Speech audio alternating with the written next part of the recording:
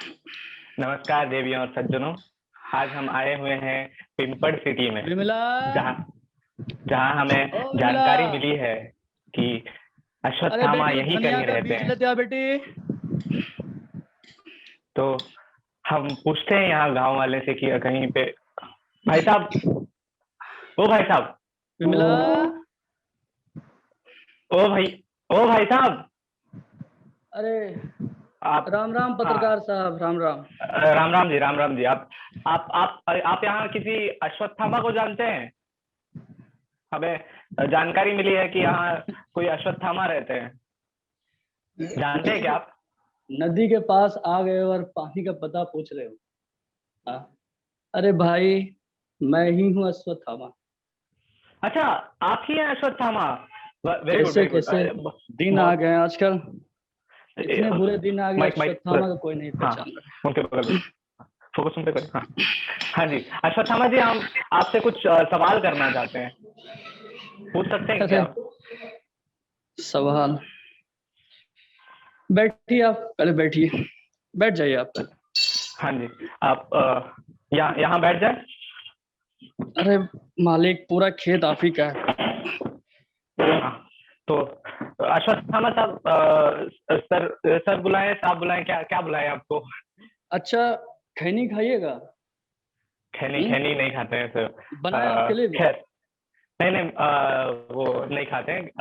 बहुत बहुत धन्यवाद। पर मैं आपसे ये पूछना चाह रहा था कि हमें ना 2 साल पहले एक धनुष मिला था।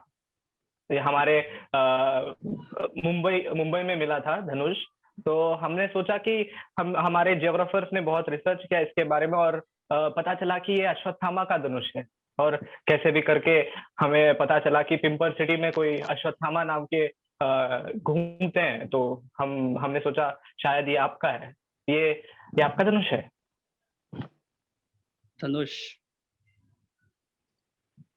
पत्रकार साहब, एक जमाना था जब मैं भी महलों में रहा करता था।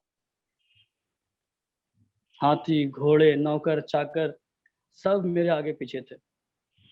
ये आप आज की दशा पर मत जाइए आप, कि आज मैं यहाँ खेतों में फसलें उगा रहा हूँ। हाँ, वो धनुष मेरा है।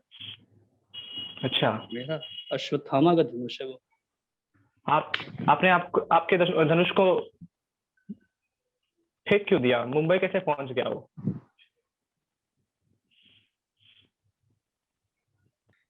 अश्वत्थामा जी। बहुत दुख भरी कहानी है पत्रकार साहब।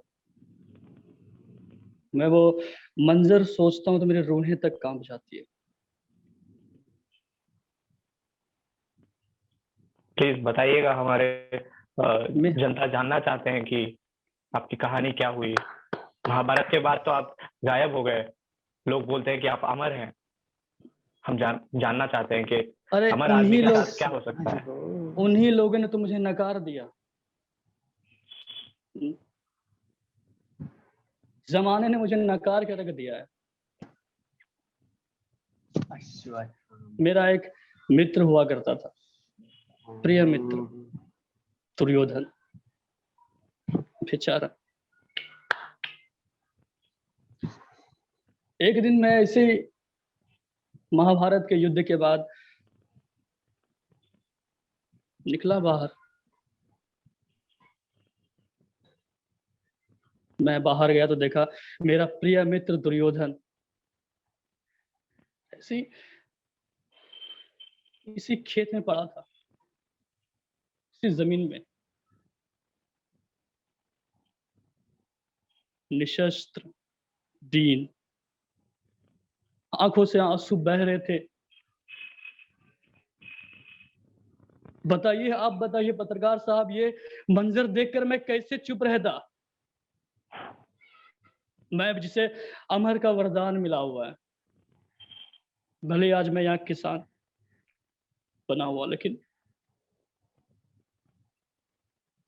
मुझे इतना गुस्सा आया, इतना गुस्सा आया कि मैंने मरोड़ दिया अपने इस धनुष को। इसी इसी खेत के बीच बीच मैंने तोड़ा था अपने धनुष को।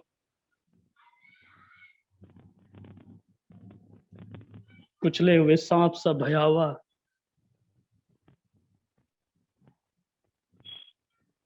जबकि उस धनुष की प्रत्यंचा मेरे पिताश्री,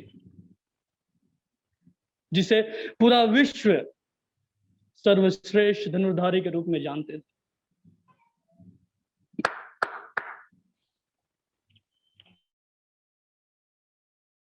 हाँ, हम जानते हैं कि आपके पिताश्री के साथ बहुत बहुत गलत हुआ।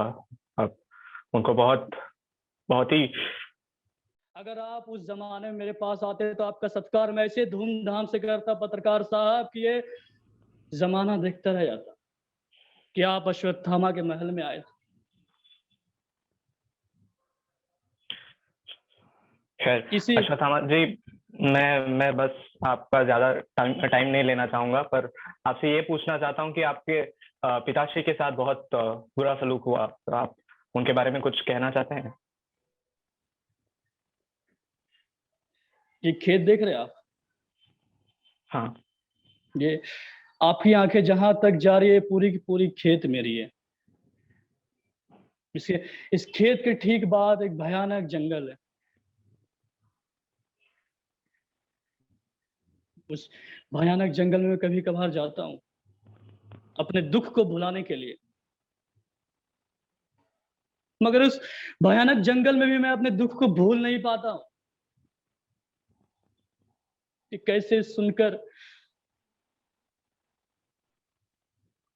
कि मैं अश्वत्थामा मारा गया, जो था अमर, जिसे एक खरोच तक नहीं लग सकती थी, उसकी झूठी अफवाह उस युधिष्ठिर ने फैलाई। यह सुनते ही मेरे पिताश्री गुरु द्रोण ने अपने शस्त्र रख दिए थे। भूल नहीं पाता हूं मैं। इट्स ओके अश्वत्थामा जी, हम समझ सकते हैं। जाइए संभालिए पत्रकार अपने आप को। साहब, अपना वक्त जाया मत कीजिए आप, चाहिए।